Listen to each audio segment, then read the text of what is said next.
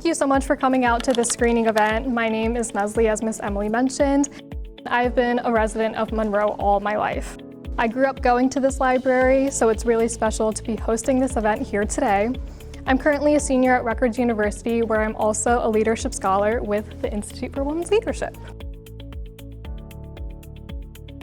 I'm completing this program alongside a cohort of 17 other amazing leadership scholars, some of whom are here today.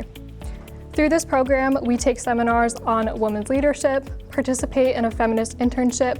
I did mine with the Gina Davis Institute in the spring, hence Gina's book out there as the guest book.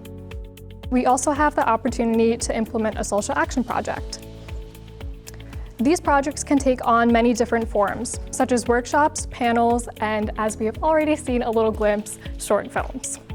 My interest in media representation, coupled with the intense climate of literary censorship we are seeing across this country, inspired my social action project. At the IWL, we focus on giving feminist leaders their flowers by reading about their work and acknowledging their contributions. And I took that very literally.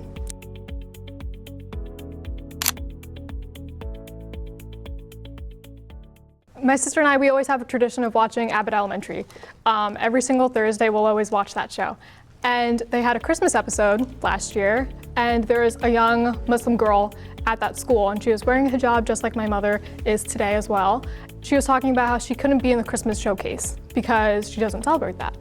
And she felt really excluded in that moment, but then they altered it around so it can be a winter showcase. They really had an underlying theme of inclusivity and diversity in that show. And I remember the student's name is a couple letters away from my grandmother's name. So when the clip was showing, we all got excited. My sister and I were like, oh my gosh, it's like our grandma's name. And my mom came into the room and she starts recording.